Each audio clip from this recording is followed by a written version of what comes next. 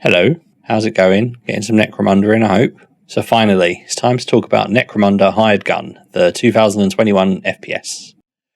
Not so new game, but not including it on this channel would just feel a bit wrong. So before we get into it, for those unfamiliar, let's set the scene. The Spiel Canal, yet another gaming channel with no budget for animation or even a catchy tune. Necromunda is an industrial planet in the Warhammer 40,000 setting. So this is a game set about 38,000 years from now. While 40k is all about eternal war between legions of humans and Xenos factions, Necromunda is a smaller affair based on rival gangs battling it out. In the tabletop game, and the cursed stepchild of the computer game Hive Wars, you play as a gang and you're looking to dominate the others. In Necromunda Hired Gun, you play the role of a bounty hunter who is out for the big bounty, Silver Talon, who eludes you. To help you mow down a ridiculous number of gangers in your way, you have an arsenal of weapons, you have various personal bionic upgrades, as well as a Mastiff, a trusty good boy, which you can also cybernetically enhance in a fashion which should have come with a content warning. Poor dog. So when this first came out, I saw a lot of comparisons to the newer Doom games, and I can see where people are coming from that, but I'd say they're a little bit off. If I was to compare this to other games, I would say you have a hybrid between those Doom games and something a little bit like Dishonored. Now, you can't play this game like Dishonored. Let's just get that out there straight away. Apart from a few small sections, it's pretty much all guns blazing in this game. You wall run and you slide your way into a host of stim junkies and just plain old junkies. The combat is a lot of fun, but the game isn't exactly deep, but we'll come back to that later. Graphically, the game is a beaut, and they really do a good job in bringing the sense of scale to some of the areas. The train mission, it is grand and it is wonderfully done, as if Train to Busan was carriage after carriage of warehouses. Other sections of the game will have you in power stations and gang strongholds, very similar to what you get on a tabletop. Weird junk towns, like this one. Just like a maze of trash, and straight up scary tunnels. And some of these are so gorgeous, and you enjoy fighting in these areas and whizzing about with your grapple hook like you're some kind of grimdark Mandalorian. But sometimes it just looks a little bland in the tunnels, like the developers thought, you won't be here that long, so no worries, we'll just leave that little bit of dull. It's a shame that you have that kind of contrast in the game, but it's not the end of the world. Plenty of games do that sort of thing. For the first few missions, I was really blown away by how good it looked and how they'd interpreted Hive. Also, there are a few assets that you will see way too much, like dead Ogryns. I hope you like the look of this guy, because you're going to be seeing it a whole lot more. Really, there are so many Ogryns in this game. I mean, I guess they wanted some big baddies, but surely it was worth designing like 2 or 3 more assets to act as the big weights. Ogryns, Ambots, and something else I won't spoil for you. Those are your big baddies that you'll meet, sort of not the bosses, but just the ones that they throw at you just to, as a bit of a bullet sponge. Anyway, graphically, character animations, they're really well done.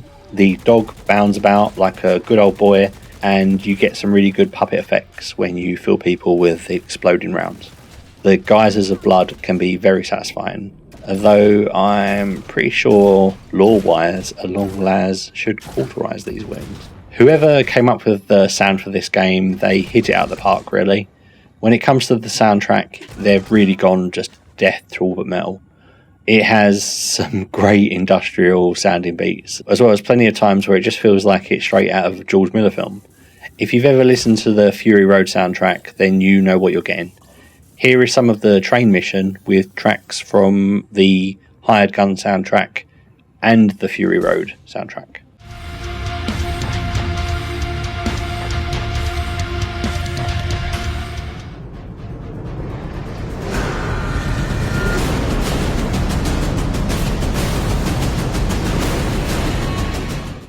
The weapon sounds, they're great, especially your bolters. Oh fuck, they just sound devastating.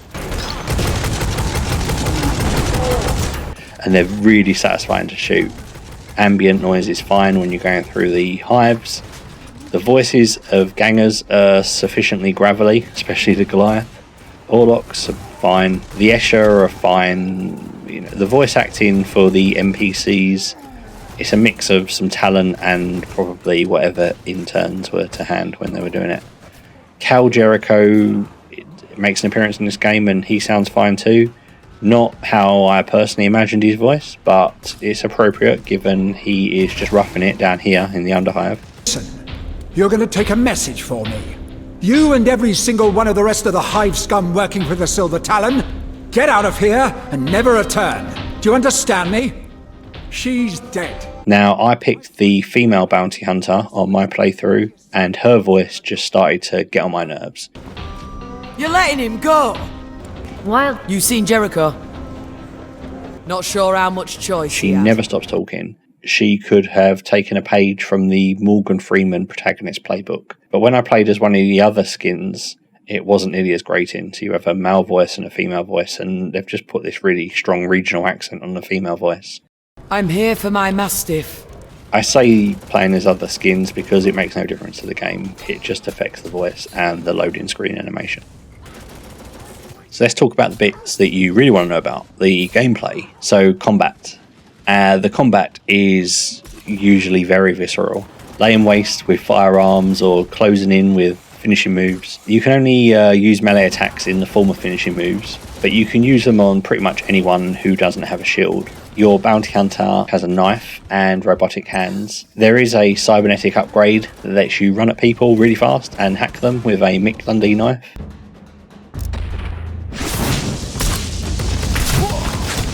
But you don't get to be a melee specialist in the game, which is a little disappointing, especially given the amount of freedom you have in the movement. Feels like it really lends itself well to you darting about and hitting people with powerful melee weapons. I'm kind of thinking back to Dishonored and what you could do in that game with your swords. They have a good selection of these execution animations, the finishing moves. But after a few missions, then you'd have seen them all, really. Also, while performing them, you are invulnerable, so you don't have to worry about a grenade taking you out while you're hammering your knife into someone's brain helmet. The weapons in the gameplay, as I've mentioned, the bolter, it's just a joy. The plasma pistol was also a lot of fun. I would have liked it if there was like an alternative fire where you could charge it up to make it more powerful, but it might overheat and explode. And maybe I'm just getting a bit too picky.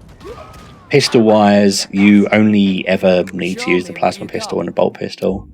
The others feel redundant, and I was a bit disappointed that a weapon slot had to have your basic pistol in it, but it's used in some of these finishing moves, the executions, so I guess they've kind of put it in there so that isn't broken. So you'll find lots of weapons in this, and you can upgrade them with some Mechanicus guy that's around the back of the safe haven. But it doesn't really feel necessary. If I had two bolters, I didn't worry about the stats. I just looked at the magazine size. I suppose that is a stat, so what the fuck am I talking about? But anyway, I looked at the magazine size, the weapon type, so I had a mixture of different weapon types, and that was about it, really. The elite gear doesn't feel elite enough to make it a motivating factor in the game. Gun-wise, the mechanics in it feels cheaper than a game like Borderlands, and you'll probably have a favourite type of weapon early, and you'll use that for a whole bunch of missions. So kind of what I'm saying is, when it comes to the equipment, it's not going to be a motivating factor for keeping you in the game past completion. I usually just rocked around with a bolt gun and a bolt pistol and a long las and heavy stubber. The heavy bolter was a lot more fun than the heavy stubber, but the heavy stubber could carry 100 rounds, so if I was just facing waves of enemies, too many for the magazine capacity of the bolt gun, I would just switch over to heavy stubber, mow them all down. As I said, you've got these cybernetic skills that you can upgrade. That's your kind of role-playing element, I suppose, that they're tacking onto the advertising. The skills are a mix of, what you'd expect really, sort of regenning health and regenning your energy. And there's a few other abilities in there. Some of them I only took 1 point in because, once I can wall run, do I care if I get +5 dodge when I'm wall running? Do I fuck? I don't care. I leveled it once, I've done something else. You get bullet time, which is just obligatory since the Matrix, which was 23 years ago. They need to move on. We need a new mechanic. You can reduce your cooldowns, you know, it's the usual stuff. There's nothing that's like groundbreaking here with the skills. They are quite fun. Yeah, none of them really feel special. When you're looking at the upgrades, you can get a little video to see what it is that you're buying, which is quite nice. Some of them did look so overpowered just in that video that I decided not to get them. I wasn't, you know, I didn't want to make the game broken. I was doing fine as it was without getting something that lets me auto headshot a load of people at once. If you're playing through the main game, you probably won't get enough credits to upgrade everything. But if you threw in some side missions, then you could easily just get the whole, you know, Speisekarte. Oh, speaking of upgrades, then let's look at the good boy. Who's good boy? My Mastiff. The in-game dog is not necessary to use to finish the game, but it's certainly fun. It's something nice to bring into it. Summoning him with a squeaky toy is a really nice touch. He has a cooldown, he's a skill, but when you let him loose, he doesn't disappoint. He'll pounce on enemies, he'll harass them, he'll tear their heads off. He is on a real meat and bones diet. While he is active, you get some visibility of the surrounding enemies via outlines of them, even through the walls, which can be handy for spotting, you know, hidden troops. Doggy, he has his own armor and his own health. So some focus fire on him will take him out of action, and then you'll have to wait for the cooldown to go before you can do him again. But you can upgrade him with his own little tree. Oh, he's got a little tree. Isn't it cute? You can boost his stats, like decreasing his cool time. You can increase the range in which he'll go off to attack enemies, which is quite handy. I don't see why you wouldn't use him, even though it's not necessary. It was just so much fun watching him drag like an Orlock around on the floor before biting through their face. Yeah, games don't make people violent. What I didn't like was the effect on the aesthetics of the upgrades for him, which, you know, yeah, whatever. I mean, I'm getting a more powerful dog, and it's a grimdark game, but just look at how raw this is. Just, oh, ouch. Just someone grab some Savlon, will ya? The AI for the dog is fine, does the job, and your enemies have dogs as well, and they're okay. I mean, they tend to just charge at you. Most of the game, the AI is okay. I mean, it's not amazing. It's not going to play chess, but it's definitely not the worst I've seen.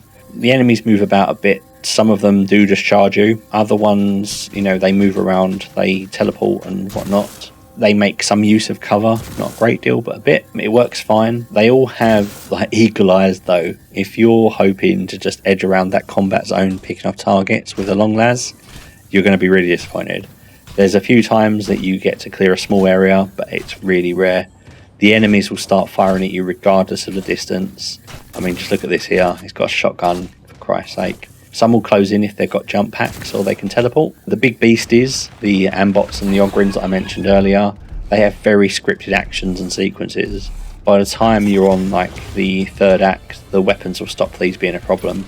And the developers have tried to compensate by your weapons being so much more powerful by just bringing in more and more of them. Just like they just start hoarding, you get like multiple ambots and ogrins together, which is just, it just feels a bit lazy, but you know, fine.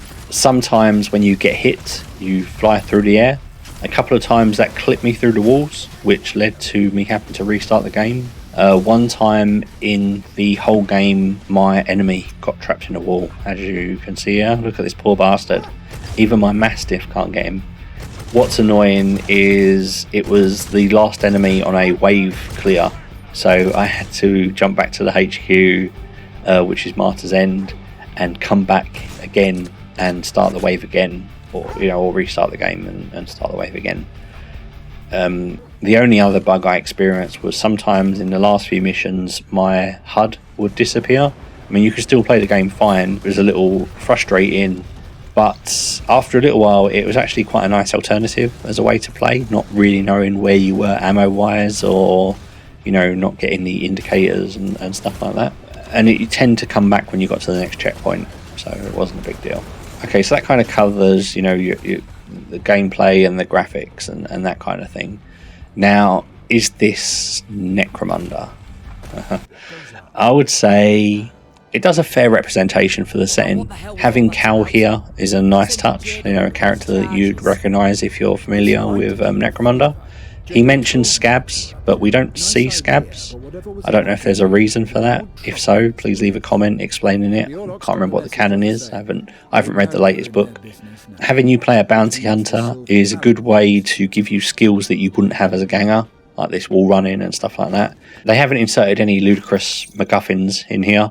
There's nothing that would, sort of break the law of the game, strictly speaking. There's a couple of elements that they do get wrong for reasons. I didn't care. Developer limitations, time, I'm not sure. Like, for example, there's a whole cadre of Escher who are psychers, I guess. They teleport and they fire fireballs. Personally, I would have dropped those, and I would have had chem throwers, long range chem throwers. That would have been pretty good. That would be much more true to the House of Blades. You don't need to give them the ability to fly. Throw in some Death Maidens. They can parkour, or like toxic needler pistols. I'm not even trying. My version's better already. When I first came across a Orlok with a jetpack, I was really impressed to see Wreckers, and then also see the dogs as well. And I thought, oh, that's really cool. They've done like the expanded element by having like the Orlok prospects and the Orlok dogs. But they didn't use Escher. Escher don't get any like great big cats, and Goliath don't get those sump crocs. And I would have liked maybe a few less Ambots and Ogrins. I mean, both Goliath and Orloks, they've got heavy unit options. Orloks have the luggers, Goliath have the Zerkers and the Stimmers. I mean, these are brutes that could have made an appearance. Just some different skins. The variety of enemies is quite good, but only really for the first half of the game. Once you get past mission 7, and there's 13 missions, it's the same things. So you just keep seeing the same enemies and some more sort of bullet sponge bosses. Mission 7 had some unique baddies, but some of them just felt like a reskin of ones that you'd already faced. When you play it, you'll know what I mean. The game feels ripe for like DLC, which would bring in other gangs, especially because those gangs are referenced on job boards. Speaking of which, job boards, why the fuck are corpse grinders and cultists advertising on job boards? Initially, I thought this would be a way that I would see other gangs, but it's just lip service. They make no sense. I can't even comprehend why they put these in. Like, way to go, keeping a low profile Gene Stealer cult. Who's taking a job from the Chaos Cultists? I'm sure they honour the bargain. Fucking hell. Honestly, I wouldn't be surprised to learn if this game did have a roadmap of DLC, but it just never got past the planning stage, which is a shame. So the job board is in your safe haven, which is Martyr's End. In the lore of Necromunda, there are places like this. There's guilds that enforce neutrality in towns. But this one just felt really small. Like, it has 3 shops and a bar and an arena where you can test guns.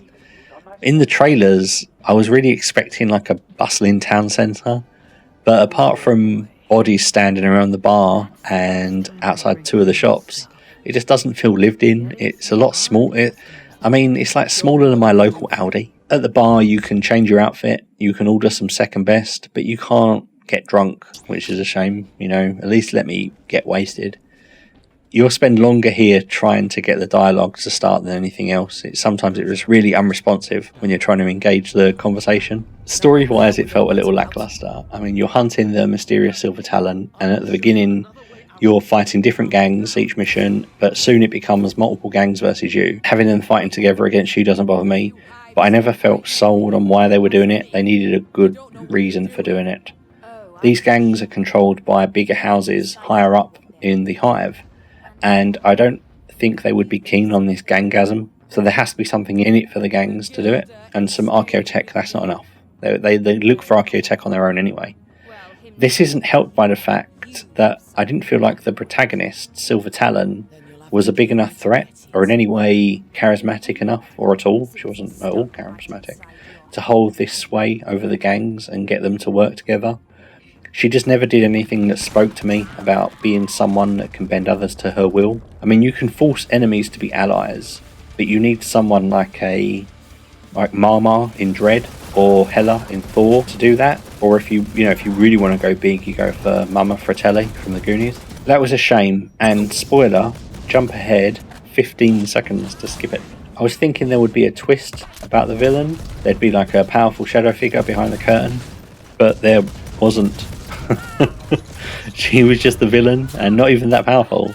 Another bullet sponge fight. She didn't even drop anything that good. While I have praised the choice of bounty hunter, the flip side is being a bounty hunter should bring in additional elements that the game is missing. I mean, you don't get to pick your bounties, not properly. There's side missions, but they're just arena dross. They're fun, but there's no depth to them. Proxy laydown. So being a bounty hunter in itself, it doesn't matter. You fund your upgrades with credits, but you could use credits or gold coins or cool spots in a giant 7-Up bottle. It just doesn't matter. You need to have something to do to be sold as a bounty hunter. I was thinking like the Nemesis system in the Lord of the Rings games. You can choose to take out specific people. It rewards you for doing so. It impacts the dynamic in some way. I mean, maybe if I take out Escher gang leaders, I'll see less Escher later. But, you know, they could add in more of other gang types to compensate. You know, I see more Orlocks or Goliath or whatever, or you see them unaffiliated. They're just working for the Silver Talon or whatever. The story is just really forgettable, which is a shame. But, you know, they don't all have to be Citizen Kane, I suppose. You didn't need to get, like, Abnet to write something, but it felt like the narrative was an afterthought. The game wasn't a challenge. Admittedly, I was only playing this game on normal. If you turn the difficulty up, it would take more bullets, and maybe you'll run out of ammo sometimes. You know, whatever. Anyway, let's wrap this up. I've got models to paint. Would I recommend this game? Personally, I attach value to my entertainment time. How much would I spend for 1 hour of entertainment? It was £1, but then petrol prices went up, so I've had to adjust it. So now I'm willing to spend £2 for an hour of entertainment. You know, big spender over here. The main storyline in this game, 6-7 hours, I think. You could ramp up the difficulty, throw in some of the side missions in the arena to test your weapons. I think you could probably get 10 hours out of this game before it feels repetitive. So I'd pay a score for it. That's £20. There's fun to be had here, and if they announced additional content, I would be all over it. But as it is, unless you really like FPSs with very tiny increment of stat changes in its guns, I'd put it as maximum £20 for a cheap fun time. Fortunately, Steam Summer Sale is currently on, so go buy it. That's the end of this review. I'm not going to have a long spiel at the end here. I'm just going to move along to start working on my next content. Thanks very much for watching. If you have any questions, please leave likes, leave comments, leave shares, and subscribe. Take care of yourself, and peace.